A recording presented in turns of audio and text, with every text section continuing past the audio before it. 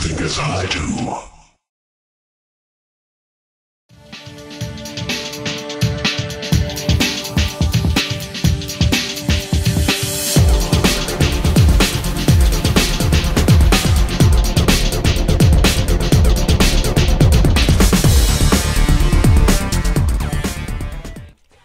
Alright, Nukenites, time for the second set.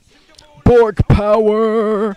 Yeah, Stork had absolutely no troubles with GGaemo in that last game. GGaemo. GG no re. Well, I guess this is the re. There's Stork smelling his handkerchief. He's like, smells like wind. Yes, he is so full of wind that he sweats wind. He has to wipe wind off of his forehead. He's getting ready to take another swig of his awesome. Yes, he drinks awesome. No, that's lightning. He drinks lightning, he craps thunder, and he sweats wind. I'm glad we got that out of the way early, but looks like we're getting ready to start on El Nino. Okay, here we go. 5, 4, 3, 2, Bork rules. Okay, let's get the colors and positions, and then Stork can drill through GGaemo with his power drill. Over here at the 5 o'clock position in orange is Storko. Up at the 12 o'clock position in purple is Dorko. Sorry, GGaemo. But, yes. We'll see how GGaemo plays in this one. He was just a little bit behind. I mean, GGaemo's not the best player in the entire world. Honestly, I have no idea how he beat Sky High. I even watched those games against Sky High, and I can't believe that GGaemo won. But yes, GGaemo is still in here.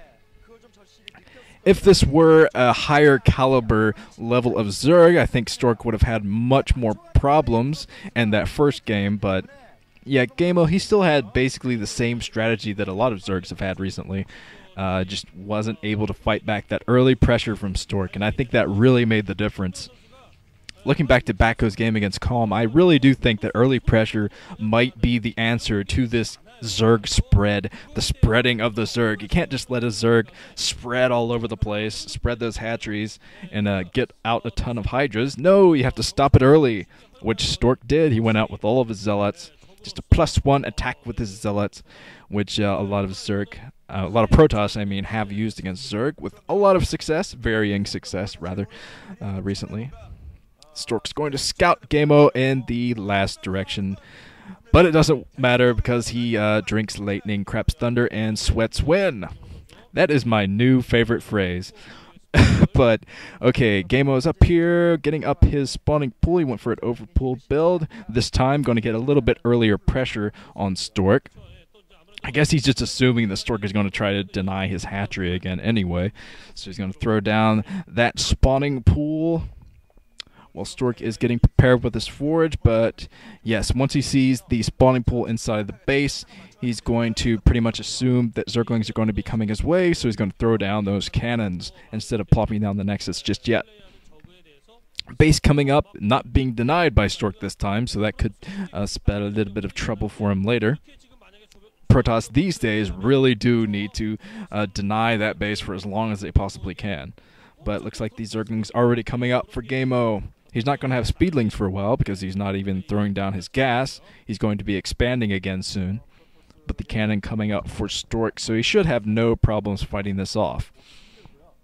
Of course, I've seen a Protoss recently that could not fight off a run-by on this map of their choke, but Stork is going to be a little bit more prepared. Since he saw that there was no gas coming up, he can also assume that the speed upgraded Zergling Rush is not going to be running by his cannons.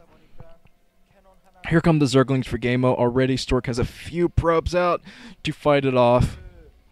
So GGaemo not going to be able to sneak by. That one cannon will be enough. And Stork threw down a gateway as well at the front, a little bit closer to his cannons than I've seen most Protoss go for. So that means the cannons will be a lot more protected against something like lurkers or something like that. And Stork is going to have his base up very, very soon to get that economic advantage over GGaemo. Of course, GGaemo is going for his third base. I see him setting that up at the 11 o'clock position. But it's very tough for Zerg to defend bases on this map. It's just very it's worse than Outsider as far as maneuverability goes, especially in defending your bases. It's going to be very tough for GGaemo to do that. GGaemo still only mining from one extractor, so he's probably going to think about throwing down another hatchery and going for the Hydralisk push into Stork's natural expansion. And I still haven't seen Stork come up with anything particularly wild or varying like Jangbi's Dark Archon play to try to deal with this Zerg strategy, but he's just come up with a lot more solid play. I've seen an interview with Stork talking about the resurgence of Zerg and how many great Zerg players there are, and I think the quote from Stork was something along the lines of, there are just better Zerg players out there right now because a lot of Zergs have studied Jaedong's play, and they know how to refine their builds. They know how to come out with really, really efficient builds. That's one of the bad things about being a Zerg, is you got so many different units to worry about. It's like, how do you be efficient with all the troops you have to deal with? But Zerg have become very, very efficient these days, and that's something that Protoss have to do. They have to find a way to be efficient, and I think that's much harder for a Protoss player than it is for a Terran or a Zerg, because Zerg, you can basically keep refining. It's like, okay, I pumped more Hydras than Mutas that time, and that didn't work out, so I'll go for more Mutas than Hydras this time. And over time, that's kind of refined its way into the build we have today. But the reason it's harder for Protoss, I think, is because, like I said in an earlier game, every unit counts for a Protoss.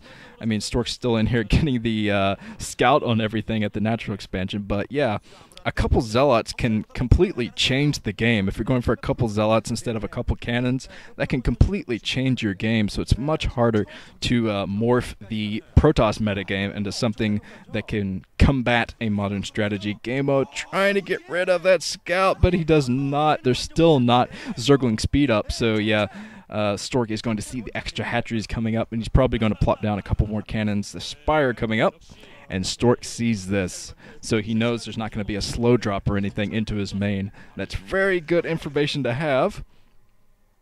And Stork is using this opportunity to go for his third base, which is much, much easier to defend, except when a Zerg decides to go for lurker play behind the minerals of that base. Most of the bases on this map, you can just throw a couple lurkers behind and get rid of all the troops. Uh-oh, GGaemo is going to lose 2 overlords. He doesn't have any Scourge out. No Scourge prepared to take this out. Looks like he's just been pumping drones. Another overlord going down.